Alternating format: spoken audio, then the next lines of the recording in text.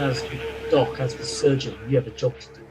So you have to kind of, keep it together and just focus on, well, what is it I need to do?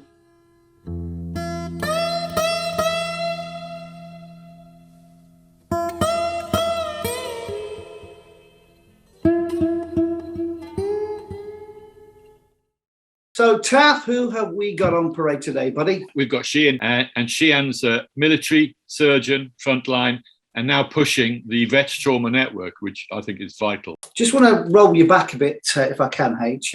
When you joined the military, 2 Para, is that right? Yeah, it was, yeah. Did you have to do P Company? Yeah. You did P Company, mate. Come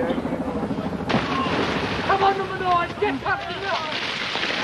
Get it out! Get out! Get out! Get out! Get out! Both arms across your reserve. Go. 1,000! 2,000! 3,000! Get canopy! Thank fuck for that. The military bit and medical bit all kind of came full circle back into, operational tours. And even now, the ability to do the Veterans Network is kind of really important that we have people in it who are docs, nurses, therapists who have that military knowledge. So, that year of being battered in Power Edge has helped me now. Taff knows about that. Yeah, it gives you a sense of determination when you need it, don't you? You know you can get through most physical conditions. So you must have needed that operating on the front line. So what were the conditions like in Afghan especially? Because you came out with many innovations. We operated for like 9 hours a day, every day for like 3 months, which, it really shows what can be done, because even at the start of Afghan, we were pretty good. But by the end of it, we were absolutely amazing. So everyone in there was a volunteer because they wanted to be there to focus on trauma and trauma care. And everyone had that kind of real desire and motivation to make it work. And we had nothing else to do. So, as a surgeon, it was really easy. My life was reduced to sleeping, eating, doing phys, operating. That was it. And obviously the operating took precedence over everything else. But it meant that actually we were single task focused on making sure whoever came through that front door got the best care, which is why you ended up with those amazing results. So in many ways, it felt like we could do anything.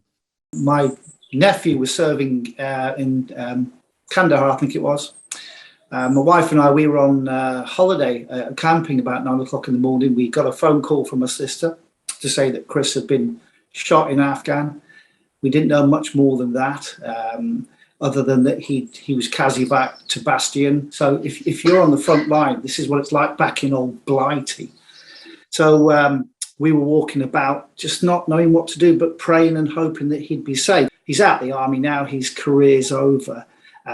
But he would have been part of the MERT team, wouldn't he, H? The golden hour. Do you know when it was first thought about?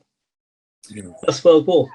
Was it really? First World War. And so they realised that, combat casualties in First World War were dying within an hour of wounding, which is why they pushed, they didn't have helicopters, obviously, and didn't have ways of, casevacing people quickly, which is why they pushed the casualty clearing stations up close to the front line. But the MERT was that concept that, you need to get the right resources to a casualty as quickly as possible. And the simple things are stopping bleeding, which is done, at point of wounding by his mates.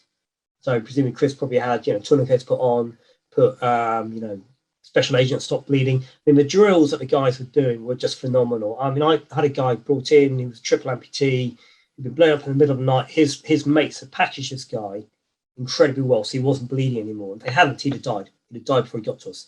So it's that continuous change. So the guys on the ground, first of all, doing the right bit of care. Then we put a helicopter out, which has a doctor on it and the right team to make sure that, having stopped the bleeding, we can give them the right medications and drugs. We can put them to sleep and take care of their breathing, those kind of critical functions to get back to the hospital. And you've got the practitioners who are at the top of their game waiting to receive them to do the right stuff. Every link in that chain got stronger and better and more effective as we learned, because we spent, we had, 6 years of learning in an environment where we don't often have wars that are about long. It's about the only good thing I would say to come out of on military intervention in Afghanistan is the medical stuff. And those lessons are being used to date. Wow. So, you know, all that stuff happening in Afghan is not lost. That stuff has very much been translated back into civilian practice and is saving lives. So what information are you getting about the patient who's been, and all his mates are gathered around him? I know there's field dressings going on, bandages, tourniquets, scream, shouting, radio phones, helicopter, handing over information. And so what information do you get and how do you get it? When we get picked up by the MERT, they come back, they'll give us a bit more detail, things like their blood pressure, they give them many kind of medicines, drugs, blood. So it's an evolving picture. Every time they come in, it doesn't matter how many times you've seen it, there is that real kind of, you know, this person woke up this morning, you know, normal. If you lose that human connection, if when someone comes in having been seriously injured, you lose that human reaction, then it's time to leave. My experience was many, many years ago in the Yemen, where we had casualties. And of course, then we couldn't get the helicopters, and we were a long way from any medicine. But I remember one case where two lads tried to save a guy who obviously had died, but they kept trying. And it's almost they switched into, this is what we have to do, stop thinking. And they hadn't thought it through that he'd already passed on. And that was tough. It was really hard. The people who I was, you know, absolutely like, you know, unbelievably impressed by were just your soldiers on the ground. You know, 18, 19-year-old lads going out day after day. And then when they see their mates blown up and injured, you know, they do the life-saving stuff. Yeah. And, you know, if they got that wrong, there's all kinds of things to do. I'd be like twiddling my thumbs because they died on the back of a helicopter. So for me, I know we can talk about the chain, but for me, the most important bit, the most impressive bit, I think the most difficult bit to do was that first bit. And I'll never change my mind about that. Whatever people say about, you know, surgery and MERT and rehab, I still think the people who did that stuff on the ground, put those tourniquets on, you know, under fire, when they're scared, when it's their mate, unbelievable. I think you lose the fear when you're trying to save somebody. That's the only time you really lose it.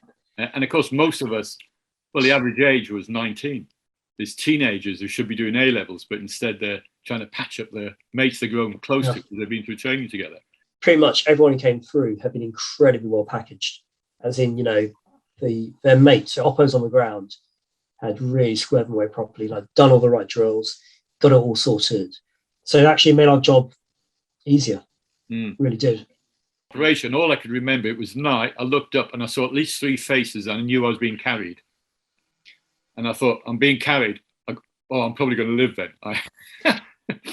That was at night. And then I woke up and the sun was shining and I was in a tent. I actually thought I was in heaven for about a minute. I was obviously full of drugs as well. Just going, it's heaven. And then an officer walked in and I went, oh, fuck. It's hell. Which is why I think when I go to colleagues in the NHS who've done that work and say, listen, are you interested in helping out veterans? And they go, yeah, absolutely. Love to. You know, they'll just count me in. No one has said no. Everyone's really up for it. It reminds me of MASH, mate. Do you remember that old TV sitcom?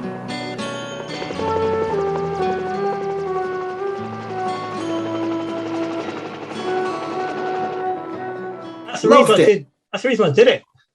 I used to be fan. No, this is absolutely no joke. Dead serious. Massive fan of MASH. No. I watched Hawkeye and I thought, I want to be Hawkeye. He's so cool. And actually, part of my training, I went through the hospital where he trained. No way! And I think the last couple of years of combat ops has given us the next generation of challenges of people with multiple limb loss, you know, big blast injuries. And, you know, people didn't survive that before. And now we're kind of trying to work out, okay, well, what do we need to do to keep them in health the rest of their lives and maximize what they can do? So I think we're closer now than I think we've always ever have been, which I think is good for veterans. We've now got a mechanism, the Veterans Network. A military veteran can be referred in to a military-focused clinician in the NHS. There's no drop-off when they leave. They get continuous care. So I think we're entering, I think, a really good place. Big idea behind the Veterans Trauma Network. So all we're doing, Tap, it's really simple. So you've got a veteran who's got service-related healthcare needs. We just map them and match them to the right clinician from that military background. We've got them in regional centres. It's kind of like, veteran speed dating in many ways, literally saying like, you've got someone who's got this particular healthcare need. I know the right person to sort it out. We just match them up. We're now really linked in with a military charity. So we basically, when the veteran comes in, we'll have a veteran support worker who'll reach out to them and work out what the kind of needs they have. And then we'll sit down as a group of, physical healthcare doctors, mental healthcare doctors, military charities, and work out what is the package of care we need to deliver for that veteran. It's nice to hear majority of the people I speak to are saying, I'm hooked into the NHS team in Birmingham or wherever they are across the UK or London, and they're getting a lot of value out of it. So I think it's really working well. Every day you're seeing masses of blood, aren't you? And pain and shock and trauma.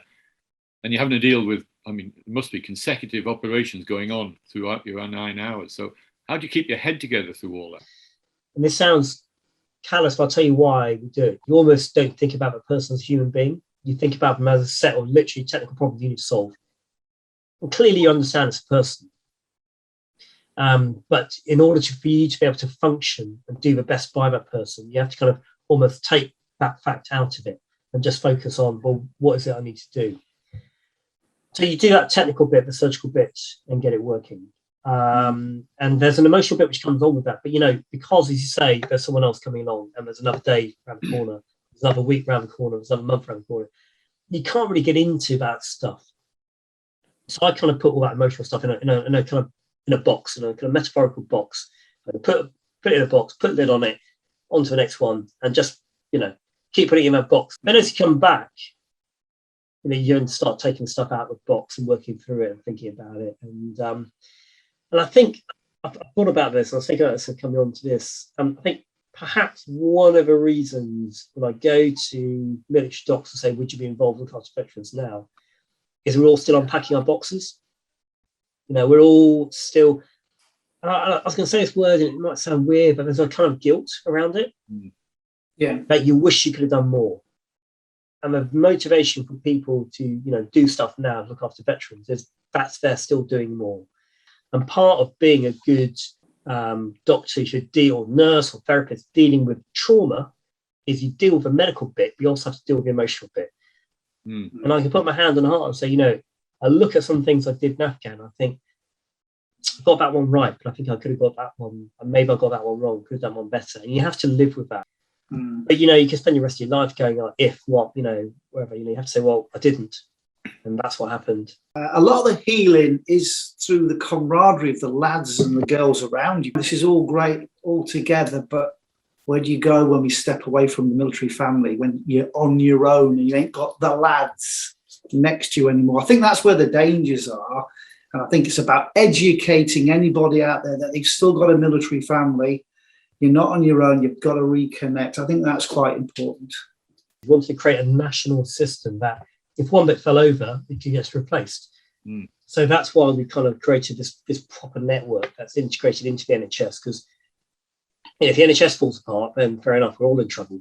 But the chances are it won't, at least in some form. So if we make sure it's an integral part of the NHS, there's every likelihood that it will endure and be effective and be going in 20, 30, 40 years' time. Other stuff anymore. We can't just kind of, stand around waving flags and, making speeches. We actually have to do stuff that helps individual veterans and their families and our serving population and our reservists and, everyone who's been affected by, time in the armed forces. And I think we're beginning to get that across. There's a bit more understanding that actually there's been too much talking. It's now time for some doing. H, you're a hero. God bless you, my friend. Yeah. Not at all. Just inspirational, mate. I'm really, really pleased to have met you, my good friend. It will, isn't it? It's that army expression, crack on. You don't know what the problems are, but you'll get a solution eventually. Yeah, exactly. Yeah.